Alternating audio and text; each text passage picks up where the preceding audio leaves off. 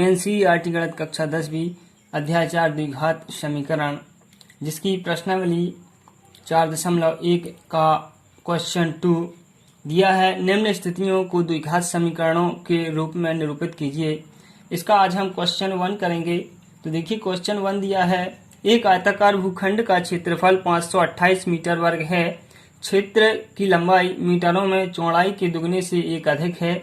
हमें भूखंड की लंबाई और चौड़ाई ज्ञात करनी है। तो हमें इस प्रश्न में द्विघात समीकरणों के रूप में ये स्थितियां दी गई हैं, इनको व्यक्त करना है। तो पहले हम क्या करते हैं, भूखंड की चौड़ाई मान लेते हैं। देखिए माना भूखंड की चौड़ाई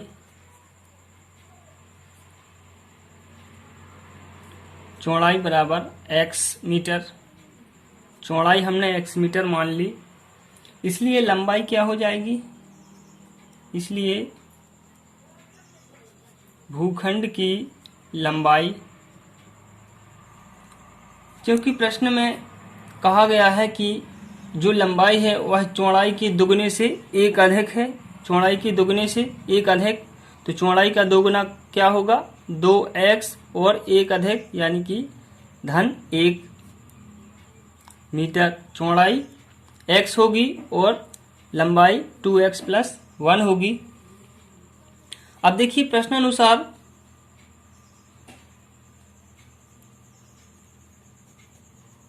कहा गया है कि जो आयताकार भूखंड का क्षेत्रफल है वह 528 मीटर है।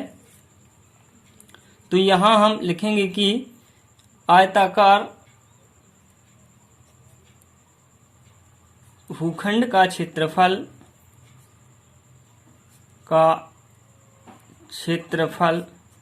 बराबर क्या होगा, आयताकार भूखंड का क्षेत्रफल यानी आयत का क्षेत्रफल क्या होता है, लंबाई गुणा चौड़ाई होता है। तो इसमें भूखंड की चौड़ाई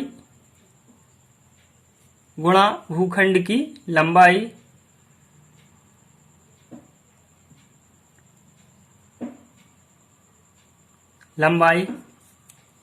तो देखिए इसमें आयताकार भूखंड का क्षेत्रफल हमें 528 मीटर वर्ग दिया है। तो हम क्षेत्रफल लिख लेंगे 528 बराबर भूखंड की चौड़ाई क्या मानी हमने x और भूखंड की लंबाई क्या मानी 2x धन 1। अब हम इन दोनों का गुणा कर देंगे। यहां हम 528 लिखेंगे बराबर x का 2x से गुणा होगा तब 2x स्क्वायर हो जाएगा और x का +1 से होगा तो x हो जाएगा। अब हम इसको व्यवस्थित कर दें, 2x square plus x equal to में 528। अब हम क्या करते हैं, 528 का इस साइड पक्षांतर कर देते हैं। तो यहाँ देखिए 2x square plus x minus का 528 इक्वल टू में यहाँ क्या बचा, 0। तो इस प्रकार से आयताकार की लंबाई और चौड़ाई का द्विघात समीकरण हमें निरूपित करना था। तो इस प्रकार से ये द्विघात समीकरण निरूपित हो जाता है। यहां हम लिख सकते हैं आयताकार भूखंड की लंबाई और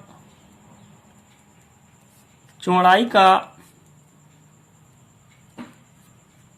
द्विघात समीकरण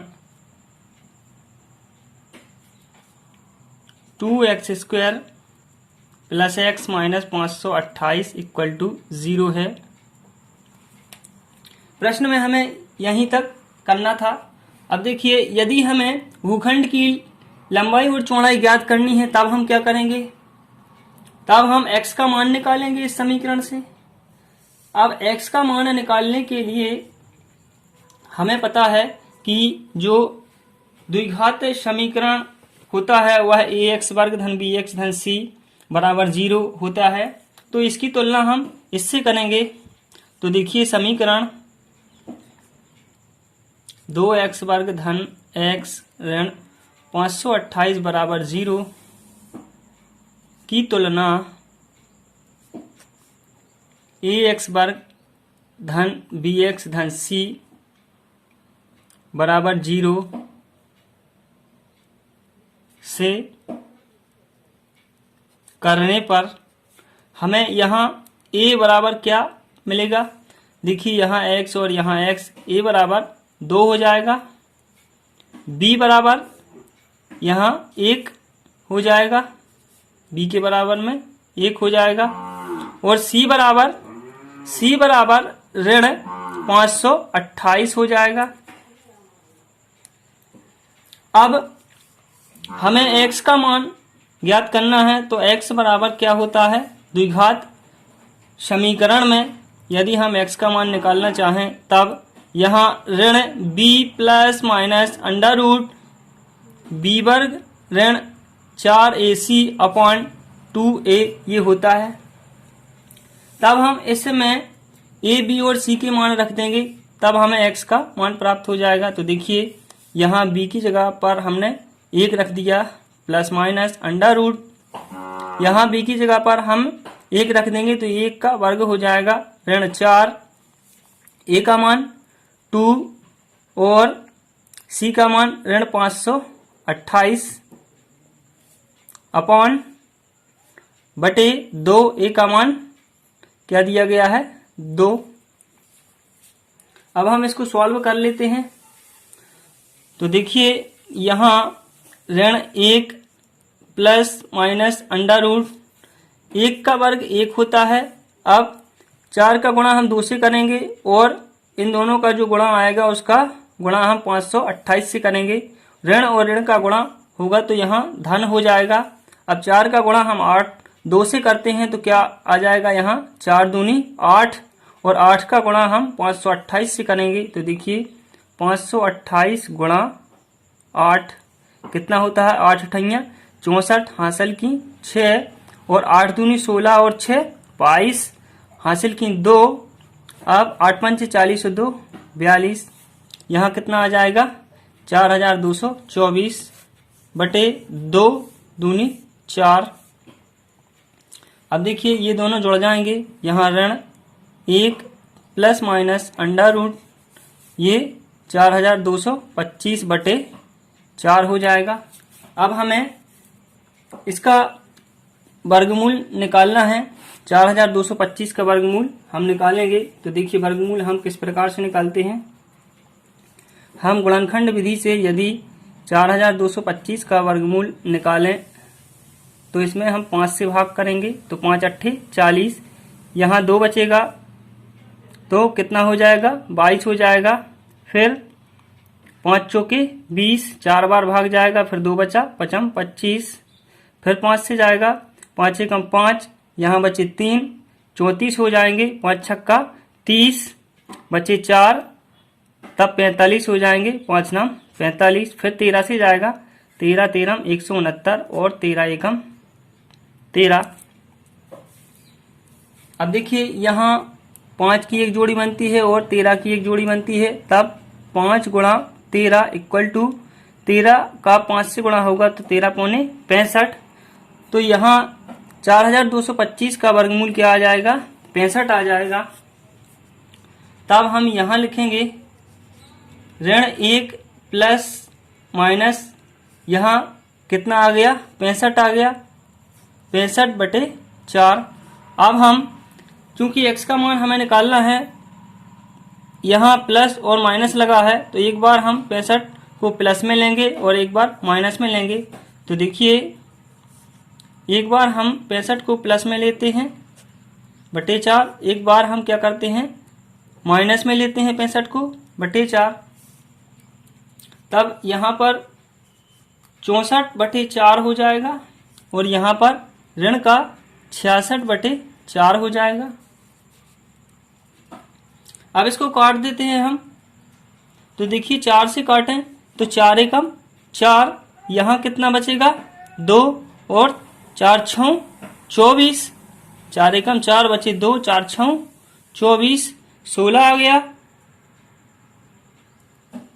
और यहाँ पर कितना आएगा, यहाँ माइनस का जो लंबाई यहाँ माइनस का आएगा तो लंबाई ऋणात्मक होगी नहीं, इसलिए इसको हम छोड़ सकते हैं।